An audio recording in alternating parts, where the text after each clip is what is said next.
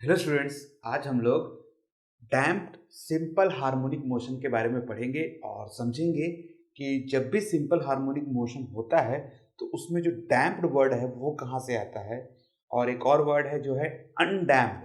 तो सबसे पहले आपको ये समझना पड़ेगा कि डैम्प्ड क्या होता है और अनडैम्प्ड क्या होता है। अगर ये बात आपको समझ में आता है तो फिर उसके बाद हम आगे बढ़ेंगे डैम्प्ड के ऊपर। ठीक है, बहुत ही सिंपल सा चीज़ है, इसको समझिएगा आप थोड़ा सा।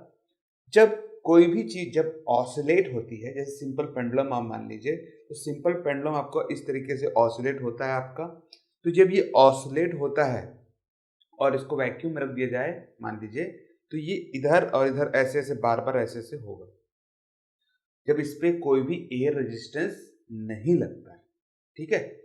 तो जब इस पे एयर रेजिस्टेंस नहीं लगेगा तो ये आपका सिंपल हार्मोनिक मोशन कहलाता है।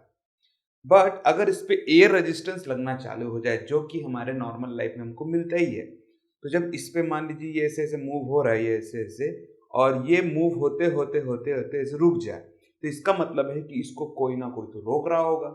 अब वो कौन सी चीज़ें हैं जो इसको रोकती हैं?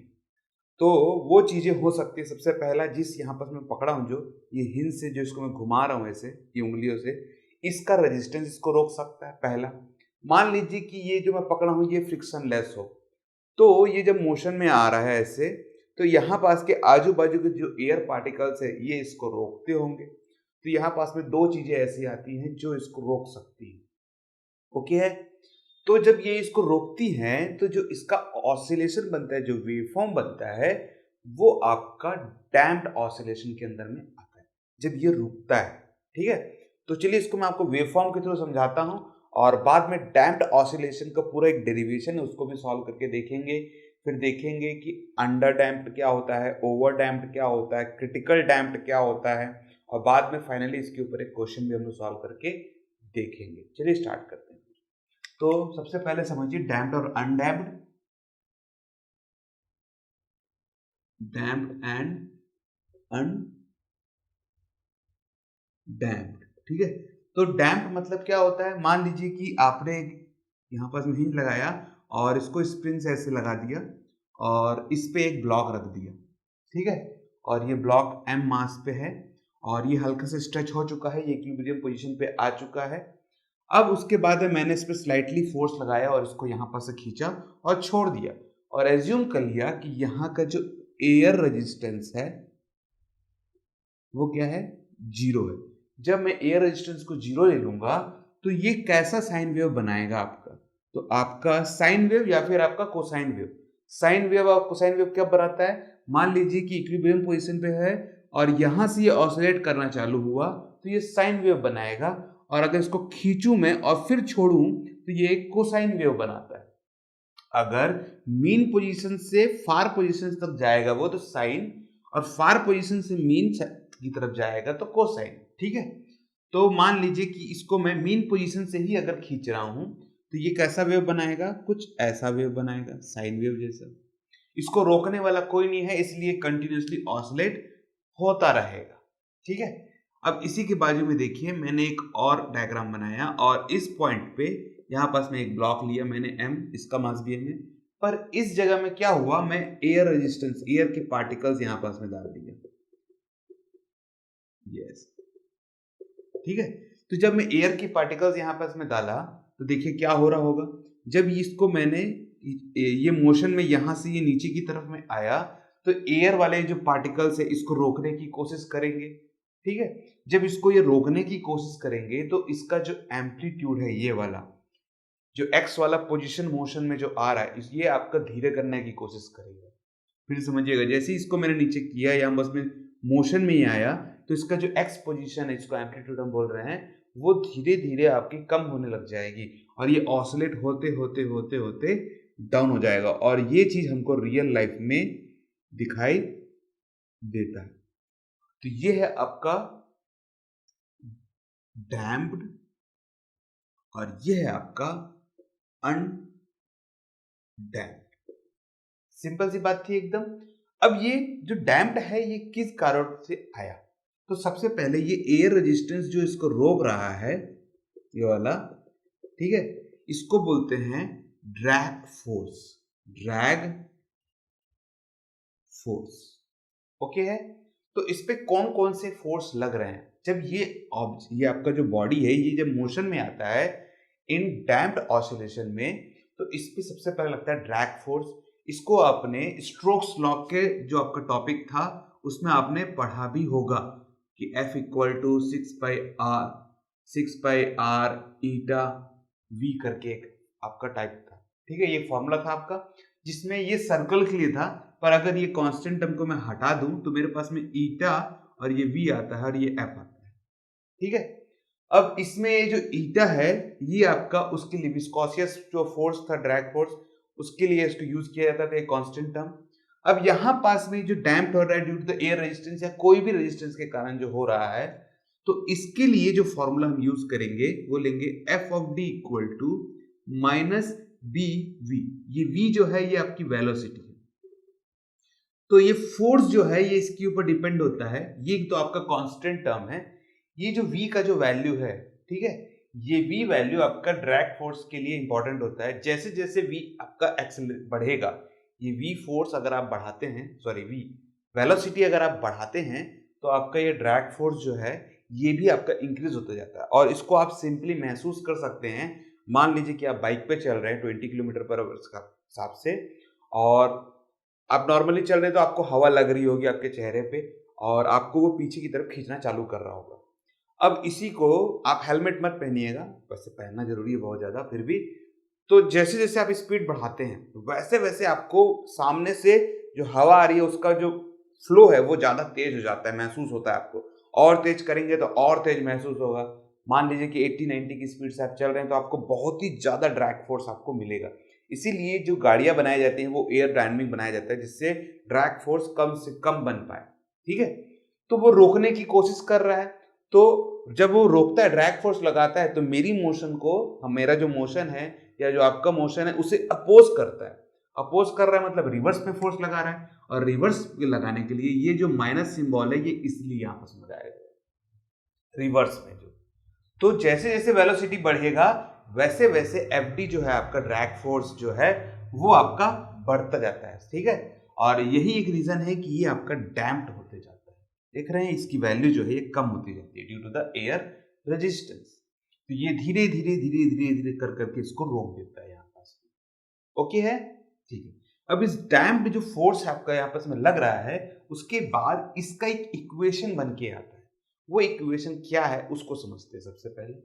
अनडैम्प्ड का इक्वेशन क्या है? अगर ये ऑसिलेट हो रहा है तो इस पे न्यूटन का सेकंड लॉ लगाएंगे तो force equal to mass into acceleration बनता है, जो कि एफ ऑफ इसका जो के वाला कांस्टेंट है उसके बराबर होता है एफ ऑफ एस के। ठीक है, और ये एफ होता है मास इनटू एक्सेलरेशन और ये होता है माइनस के ऑफ एक्स। इस इक्वेशन को आप पहले भी देख चुके होंगे, जिसमें आपका जो ओमेगा है वो अंडर रूट के अपॉन एम के फॉर्म में आता है। अब यही चीज आपका डैम्प्ड में अगर आ जाए तो हमारा इक्वेशन कैसा बनेगा इसको समझिएगा आप थोड़ा सा।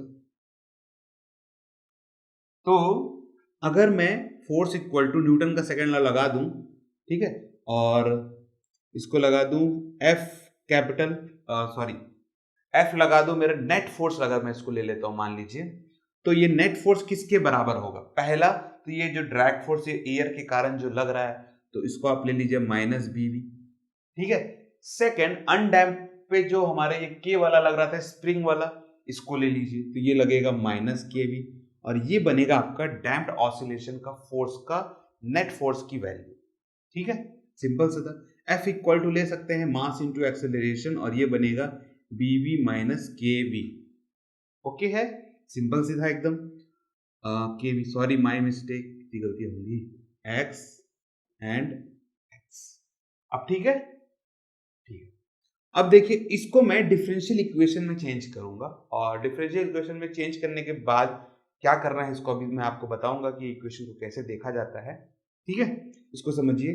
ए एक्सेलरेशन है, एक्सेलरेशन को मैं क्या लिखता हूँ एक्स के फॉर्म में, एक्सेलरेशन को लिखता हूँ मैं D square x by D T square, और ये वेलोसिटी है, वेलोसिटी को क्या लिखता हूँ D x by D T के फॉर्म में। एक्स का differentiation D x by D T instantaneous वाले में आपने पढ़ा भी होगा, मोशन इन स्ट्रेट लाइन में दिस इज वेलोसिटी, और इसको एक बार और डिफरेंशिएट कर देंगे तो वो एक्सेलरेशन में कन्वर्ट हो जाता है। ठीक है, तो यहाँ क्या बनेगा equation m d square x by D T square, और इसको सबको इधर ले आएंगे तो ये बनेगा प्लस वी बनेगा D x by D T, और इसको इधर ले आएंगे तो बनेगा के x is equal to 0।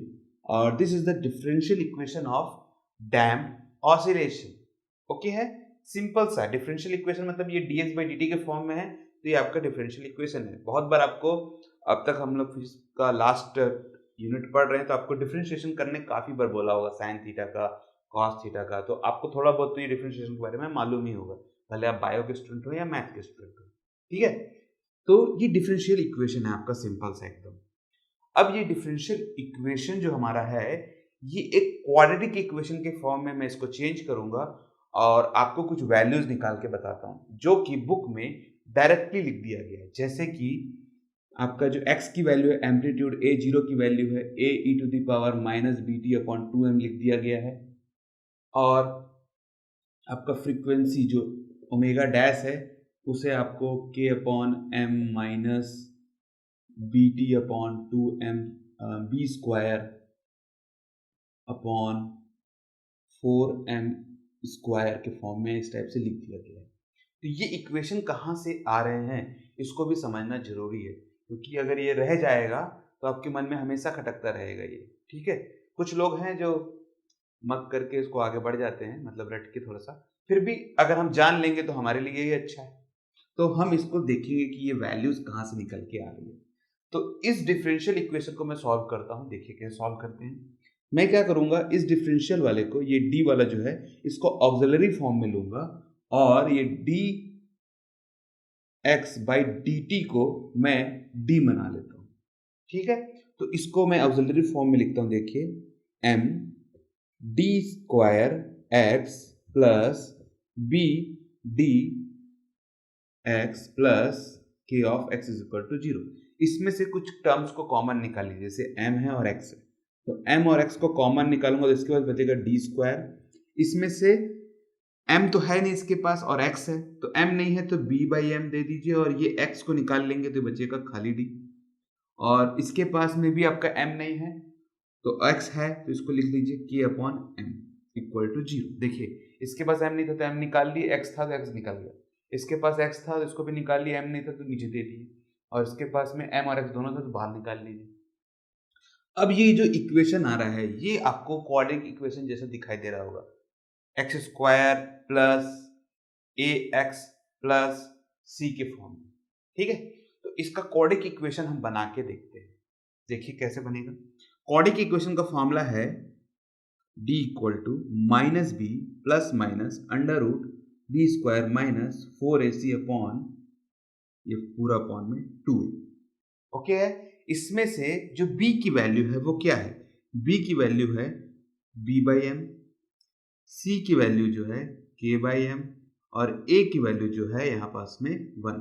In values को आप इसमें पुट कर दीजिए तो आपको एक वैल्यू निकल के आएगा। ये जो d आपका जो डिफरेंशिएट हो रहा है डिफरेंशियल वाला, इसकी एक वैल्यू निकल के आएगी, उस वैल्यू को आप देखिए।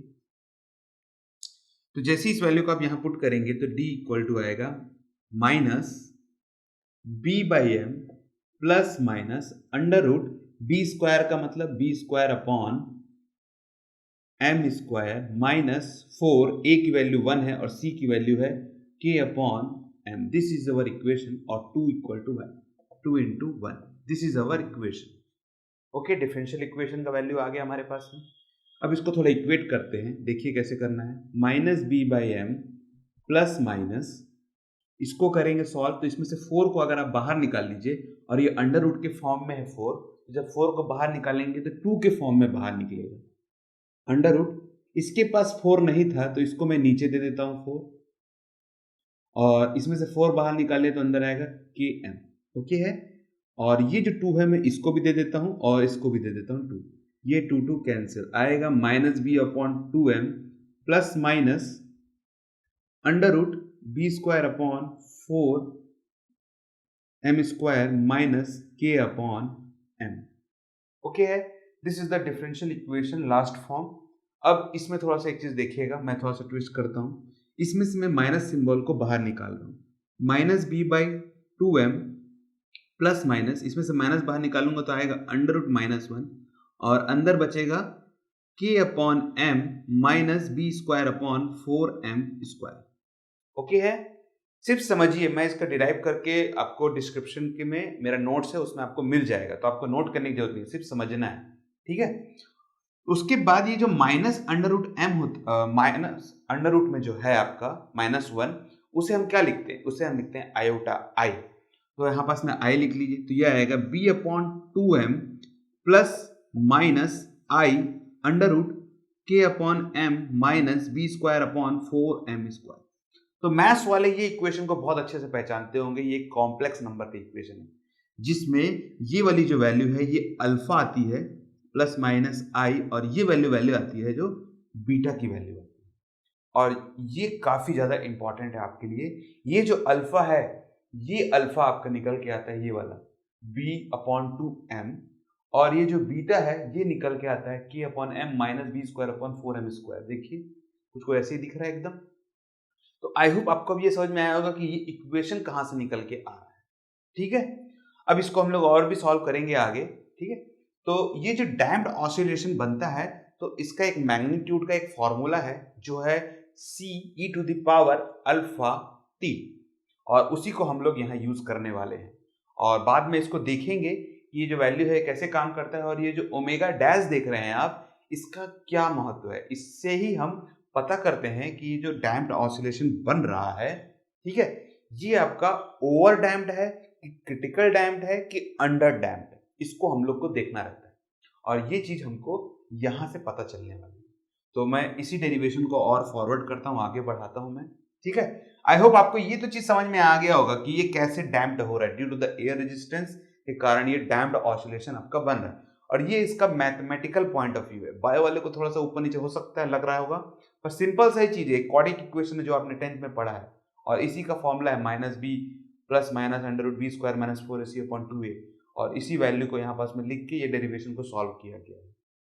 ठीक है, आपको 11th की बुक में ये नहीं मिलेगा, पर मुझे लगा कि आपको ये डेरिवेशन जरूर बताना चाहिए जिससे आपके कंसेप्ट और भी अच्छे से क्लियर हो पाए, इसीलिए मैं इसको सॉल्व किया हूँ। ठीक है, नहीं तो इसको सॉल्व करने का कोई बनता नहीं है, पर मैथमेटिकल पॉइंट ऑफ व्यू और आपके कंसेप्चुअल पॉइंट ऑफ व्यू ये काफी ज्यादा इंपॉर्टेंट है।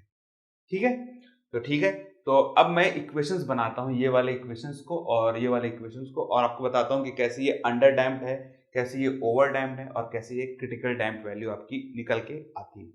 ओके, ठीक है, तो मैं इसको रफ करता हूँ। आई होप ना, ठीक है, इसको मैं रफ करता हूँ। ओके, तो जो हमारा ये कोसाइन वेव हम बना रहे थे उसका एक इक्वेशन है, उस इक्वेशन को तो आप पहचानते ही होंगे, जो है x of t equal to a cos omega t plus phi of 0। यही इक्वेशन है आपका, सिंपल सा। इसी इक्वेशन को डैम्प वाले इक्वेशन से मैं कोरिलेट कराता हूं। देखिए, इसको आप a0 ले लीजिएगा, इसको आप ओमेगा डैश ले लीजिएगा। ठीक है, अभी देखिए ये जो a0 है ये क्या है आपका, ये जो a0 है आपका, इसका एक वैल्यू निकल के आता है जिसको हम बोलते हैं c e to the power alpha t, जो कि एम्पलीट्यूड को आपको बताता है। ठीक है, इसमें ये जो अल्फा है ये मैंने आपको पहले निकाल के बता चुका हूं। तो मेरा जो वैल्यू आएगा, ये जो c है ये क्या है, ये है आपका amplitude plus e to the power alpha क्या है, माइनस b बाई 2m, और ये आएगा आपका t। ओके है, कोई प्रॉब्लम नहीं, minus b by 2m t, this is our equation for a0। Okay है, ठीक। अब ये आता है ओमेगा डैश, तो ओमेगा डैश हमारा होता है बीटा के फॉर्म में। ठीक है, तो बीटा के फॉर्म में हमारा इक्वेशन क्या बना था, k upon m minus B square upon 4m square. Okay है, ठीक है, तो दिस इज अवर इक्वेशन, और यही इक्वेशन से हमको फाइंड आउट करना है कि ये जो आपका ऑसिलेशन बन रहा है ये क्रिटिकल है, ओवर है या अंडर है। ठीक है, तो सबसे पहले मैं आपको क्रिटिकल समझाता हूं। तो सबसे पहले है आपका क्रिटिकल। ठीक है, तो क्वाड्रेटिक इक्वेशन को जब सॉल्व करते थे, तो अगर इनके रूट्स, जो क्वाड्रेटिक इक्वेशन के जो रूट्स होते थे, अगर वो इक्वल आ जाए, तो हमारे पास में फॉर्मूला था B square minus 4ac equal to 0। B square minus 4ac जो हमारा निकल के आता था अंडर रूट के फॉर्म में, वो यही इक्वेशन रहता था। और इसी से हमको क्रिटिकल, अंडर डैम्प या ओवर डैम्प पता चलता है। अगर ये वैल्यू इक्वल आती है, बी स्क्वायर माइनस 4ac, मतलब दोनों के दोनों रूट्स जो है वो इक्वल फॉर्म में है, तो इसको बोलते हैं क्रिटिकल पॉइंट। जब हमारा B square minus 4ac equal to 0 हो जाएगा तब।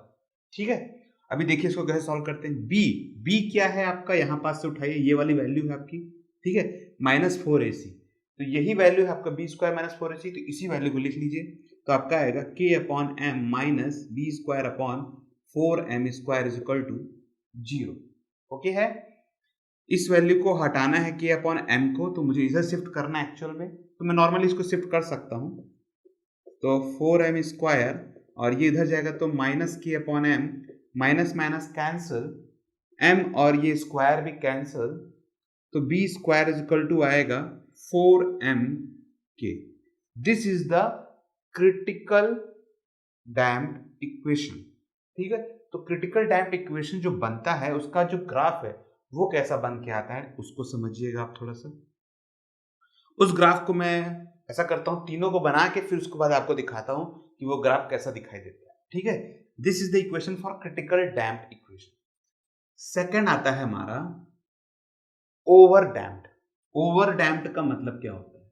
ओवर डैम्प्ड, ओवर डैम्प्ड का मतलब ये होता है कि जो एक्चुअल वैल्यू है इसकी वो 0 से बड़ी आएगी। अब 0 से बड़ी आने का मतलब ये है कि ये जो b वाली वैल्यू है ये ज्यादा है, और ज्यादा होने का मतलब है कि जो ड्रैग फोर्स लग रहा है वो आपका ज्यादा लग रहा है। ठीक है, क्योंकि b is constant of drag force. तो देखिए B square minus 4ac is greater than 0 के फॉर्म में रहेगा ये, इसकी वैल्यू ये वाली है। देखिए k upon m minus B square upon 4m square is greater than 0। Okay है, अब देखिए मुझे b के वैल्यू निकालना है तो मुझे इसको अकेला करना पड़ेगा। तो मैं क्या करूंगा, बोथ साइड, इसको ये प्लस में है तो बोथ साइड क्या कर दूंगा, मैं माइनस कर दूंगा km का। तो इस साइड अगर मैं माइनस km करूं, ये वैल्यू प्लस में थी तो ये ऐसा minus B square upon 4m square, और इस साइड में 0 माइनस k अपॉन m, ये वैल्यू कैंसिल हो जाएगी, ये भी अकेला हो गया यहाँ पास में। देखिए B square upon 4m square is greater than minus k upon m, minus minus cancel, m और ये square cancel, B square is greater than 4mk। This is the value जिसमें ये बी स्क्वायर की जो वैल्यू है वो आपका 4m के वैल्यू से ज्यादा निकल के आता है। बहुत लोग इसको ऐसे भी लिखते हैं अंडर रूट 4mk।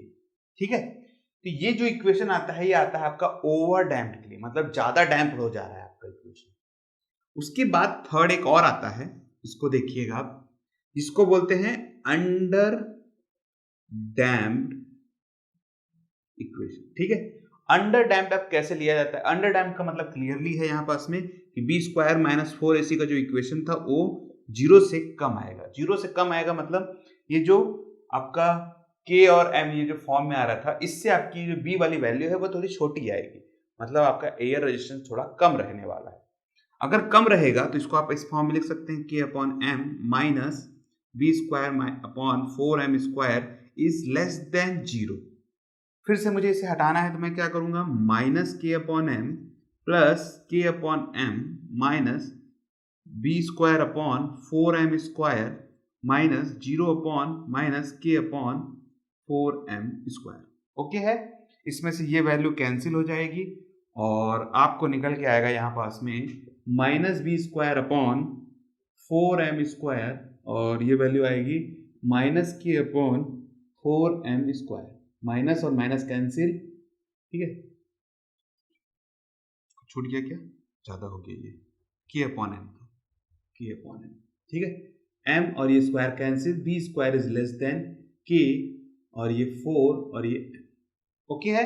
तो इसमें एक चीज पता चलता है कि जो बी स्क्वायर की जो वैल्यू है या बी की वैल्यू जो है वो अंडर रूट 4mk की वैल्यू से छोटा है, और जब ऐसा होगा तो एयर रेजिस्टेंस कम हो जाएगा, और जब एयर रेजिस्टेंस कम हो जाएगा तो इसको बोलते हैं अंडर डैम्प्ड। अब तीनों इक्वेशन को मैं आपको ग्राफ प्लॉट करके बताता हूं। देखिए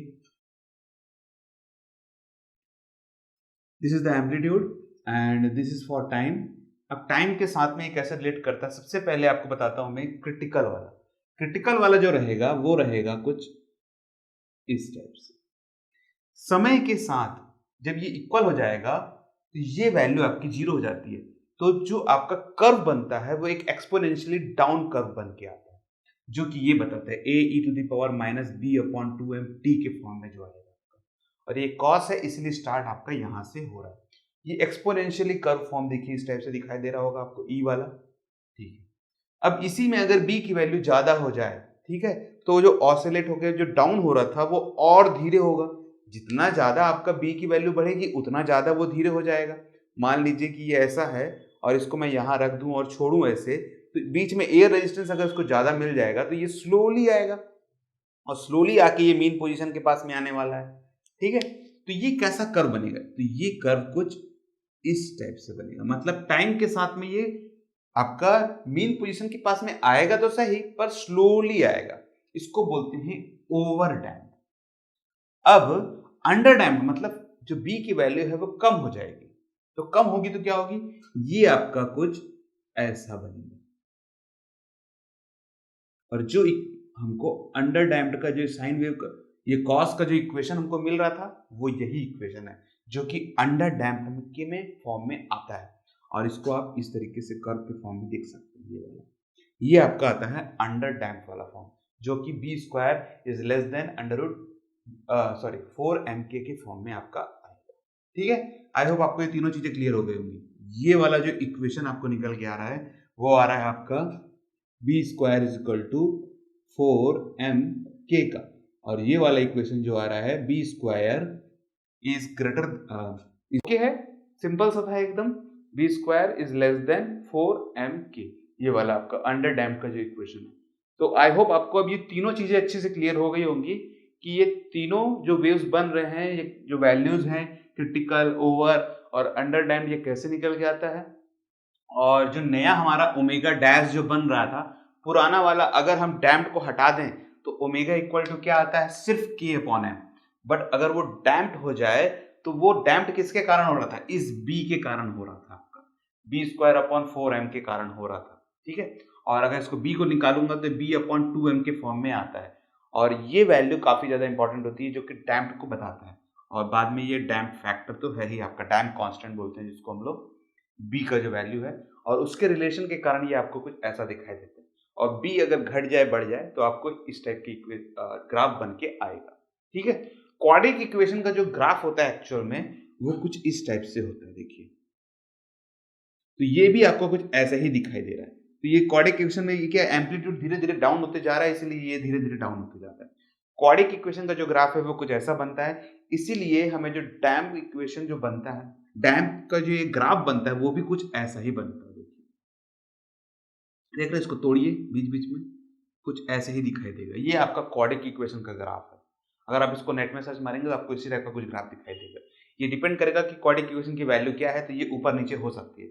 चाहे ये ऐसा हो सकता है, फिर चाहेंगे तो आप ऐसा भी हो सकता है, चाहेंगे तो आप कुछ कर हल्का सा ऐसा भी हो सकता है। ये डिपेंड करता है कि आपका जो क्वाड्रिक इक्वेशन की जो वैल्यू है वो किस टाइप से निकल के आती है।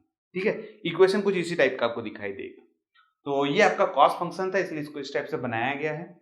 आपकी इमेजिनेशन के लिए मैं आपको एक वीडियो यहाँ पर प्ले करके दिखाता हूँ, और आप इसको देख सकते हैं क्लियरली कि जो आपका डैम्प इक्वेशन बन रहा है वो किस टाइप से बन रहा है। देखिए, इस साइड में आपका जो स्प्रिंग है वो आपका रेजिस्टेंस के साथ में यहाँ पास में आपको दिखाई दे रहा होगा कुछ कुछ। नीचे का जो आपका पोर्शन है ये आपका रेजिस्टेंस वाला है, जो कि फ्रिक्शन आपका बना रहा है। और इस फ्रिक्शन के कारण में ये जो आपका ब्लॉक है, ये जो मूव हो रहा है, यहाँ पास में ये स्प्रिंग आपका ड्रैग फोर्स बना रहा है। ठीक है, तो ये मूव हो रहा है तो आपको यहाँ पास में एक साइन वेव बनता हुआ दिखाई दे रहा होगा, या कॉस वेव बनता हुआ दिखाई दे रहा होगा, जो कि आपका डैम्प फॉर्म में बन रहा है, इसी टाइप का आपको दिखा रहा होगा। ठीक है, तो देख सकते हैं आप क्लियरली यहाँ पास में। ठीक है, ठीक है, तो चलिए अब न्यूमेरिकल को बनाते हैं हम लोग। एक क्वेश्चन सिंपल सा बनाते हैं। आई होप आपको ये सब तो क्लियर हो ही गया होगा। अब एक क्वेश्चन बनाते हैं और फिर इस वीडियो को यहीं पास में क्लोज करेंगे। ठीक है, वीडियो शायद थोड़ा सा फास्ट बना होगा, तो कोई टॉपिक अगर आपको नहीं समझ में आता है तो कमेंट सेक्शन में आप जरूर पूछिएगा, मन में कुछ भी मत रखिएगा। ओके है, ठीक है, तो चलिए क्वेश्चन बनाते हैं। ओके ओके स्टूडेंट्स, तो क्वेश्चन को देखते हैं हम लोग। आपको यहाँ पास में बोर्ड में क्वेश्चन दिखाई दे रहा होगा, मैं आपको उसको भी समझाने की कोशिश करता हूँ। सबसे पहले तो क्वेश्चन में क्या लिखा गया है देखिए। तो क्वेश्चन में लिखा गया है for the damped oscillator shown in the figure 14.19। तो आपके पेज में पीछे में एक फोटो दिया गया है आपका, उस वही फोटो के बारे में आप बता रहा है ये। The mass M of the block is 200 gram. तो एक ब्लॉक है जिसका मास है 200 ग्राम का, उसमें जो स्प्रिंग है के इक्वल टू 90 न्यूटन पर मीटर के हिसाब से स्प्रिंग का जो कांस्टेंट है वो निकाल दिया गया है। And the damping constant B is 40 gram per second, और जो डैम्प हो रहा है वो आपका 40 ग्राम पर सेकेंड के हिसाब से दिया गया है। अब क्वेश्चन में क्या क्या पूछ रहा है, पहला पूछता है द पीरियड ऑफ ऑसिलेशन। सबसे पहले आपको टाइम पीरियड निकालना है कि टाइम पीरियड ऑफ ऑसिलेशन कितना है। सेकेंड चीज पूछ रहा है the time taken of its amplitude of vibration to drop its half value. अगर एम्पलीट्यूड हाफ हो जाए तो टाइम पीरियड कितना होगा। थर्ड चीज पूछ रहा है the time taken for its mechanical energy to drop its initial to half its initial value. अगर मैकेनिकल एनर्जी को हाफ कर दिया जाए तो उसका एम्पलीट्यूड के कारण जो आपका टाइम पीरियड बन रहा है वो कितना बनेगा। मैकेनिकल एनर्जी का हाफ करने से जो एम्पलीट्यूड वाला जो टाइम पीरियड हम इक्वेशन में बनाएंगे बी वाले क्वेश्चन में जो पूछ रहा था, एनर्जी को अगर कम कर देंगे तो टाइम पीरियड में क्या इफेक्ट पड़ेगा, ये थर्ड क्वेश्चन में आपको पूछ रहा है। अब इसे मैकेनिकल एनर्जी की बात कर रहा है तो मैंने अभी तक आपको मैकेनिकल एनर्जी का इक्वेशन नहीं बना के बताया है, तो उसमें कोई प्रॉब्लम नहीं है। जब मैं आपको क्वेश्चन बताऊंगा तो उसी में मैं आपको इसको भी कवर कर दूंगा, ठीक है। तो चलिए क्वेश्चन बनाते हैं फिर। ओके, तो क्वेश्चन बनाने से पहले मैं आपको गिवन वैल्यूज लिख देता हूं यहां पास में। तो क्वेश्चन क्या है हमारा, तो क्वेश्चन में जो गिवन वैल्यूज है उसको लिख देते हैं। तो जो मास है वो कितना है आपका 200 ग्राम, ठीक है। और उसके बाद जो के की वैल्यू है वो है आपकी 90 न्यूटन पर मीटर, ओके है। उसके बाद में जो बी की वैल्यू है, जो डैम्प कांस्टेंट था आपका, वो है 40 ग्राम पर सेकेंड। एम्पलीट्यूड को ए को आप 1 मान के चलिएगा यहां पास में, ओके है, ठीक है। तो these are the given values. तो निकालना क्या क्या है, सबसे पहले टाइम पीरियड, सेकंड में निकालना है आपको time period of amplitude is half. Amplitude को अगर आप आधा कर देंगे तो क्या होगा। थर्ड में निकालना है energy is half of amplitude. Amplitude की एनर्जी को अगर हाफ कर दिया जाए तो क्या होने वाला है। ये तीनों चीज हमको पूछ रहा है आपको, ठीक है। इसमें भी आपको टाइम पीरियड निकालना है, तीनों में कुल मिला के हमको टाइम पीरियड निकालना है। तो अगर मैं एक सिंपल ऑसिलेशन बनाऊं तो उसमें जो टाइम पीरियड निकलेगा उसका एक सिंपल सा फॉर्मूला है, उसको मैं आपको बताता हूं, देखिए। तो सबसे पहला क्वेश्चन का जो फॉर्मूले का इक्वेशन होगा वो होगा 2t equal to 2 pi under root M upon K, okay है। वैल्यूज को पुट कर दीजिए, 2 इंटू 3.14 अंडर रूट एम की वैल्यू क्या है 200, और इसमें जो b की वैल्यू है k की वैल्यू है 90 न्यूटन पर मीटर के हिसाब से है, तो ये होगा 90 न्यूटन। अब देखेंगे ये 90 न्यूटन है पर मीटर, तो ये एक एसआई फॉर्म है, एसआई यूनिट के फॉर्म में होने के कारण इस 200 को मैं अगर केजी की फॉर्म में लिख दूं तो ज़्यादा बेटर रहेगा यहाँ पास में, क्योंकि सब के सब एसआई की फॉर्म में है। ये बनेगा 0.2, ठीक है। इस वाले क्वेश्चन को जब आप सॉल्व करेंगे, मैंने पहले सॉल्व कर लिया तो मैं यहाँ सॉल्व करके नहीं बताऊंगा आपको। 2 इंटू 3.14, इसको जब सॉल्व करेंगे तो ये अंडर रूट में 0.0022 समथिंग आगे बढ़ते जाएगा, और जब आप इसका स्क्वायर रूट निकालेंगे तो आएगा 2 इंटू 3.14 इंटू 0.04 समथिंग निकल के आएगा, ओके है। अब आप इसको सिंपली मल्टीप्लाई कर सकते हैं यहाँ पास में, तो 2 4 जा 8 और 8 4 जा 32, 2 3 ऊपर, 8 1 जा 8, 3 11, 1 1 ऊपर, 8 3 जा 24, 1 25, और इसके 2 पॉइंट्स इसके 2 पॉइंट यहाँ लग जाएंगे, और ये बनेगा 0.2512 सेकेंड, ओके है। सिंपली हम लोग निकाल लिए। सेकेंड का देखिए कि टाइम पीरियड है उसे कैसे निकाला जाएगा अगर एम्पलीट्यूड को आधा कर दिया जाए। तो एम्पलीट्यूड का इक्वेशन मालूम होना चाहिए उसके लिए, तो एम्पलीट्यूड का इक्वेशन है x इज इक्वल टू, जो कि a जीरो के फॉर्म में मैंने लिखा था इससे पहले, a e to the power minus beta upon 2m।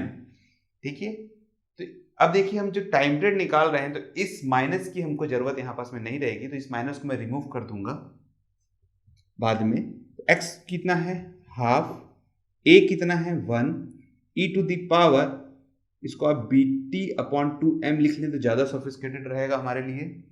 इसको नीचे कर दें और इस e वाले को हटाना है, तो मैं क्या करूँगा, बोथ साइड लॉग लगा दूंगा।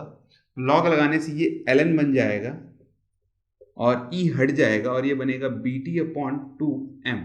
इसमें मुझे t की वैल्यू चाहिए, तो सारी वैल्यूज किधर ले जाइए, लॉग ऑफ 1/2 या ln अपॉन 1/2 जो नेचुरल लॉग है उसकी वैल्यू होती है 0.693। इसको आपको लॉग टेबल में आपको फाइंड आउट करना पड़ेगा, ये वैल्यू लॉग टेबल से निकल के आती है।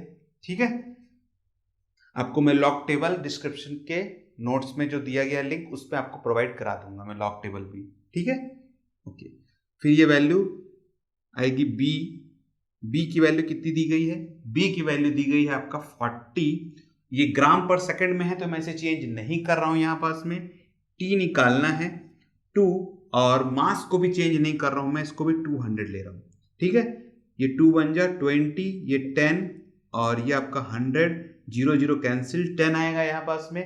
इस 10 को आप इससे मल्टीप्लाई कर दीजिए तो आपका टाइम पीरियड निकल के आएगा 6.93 सेकेंड।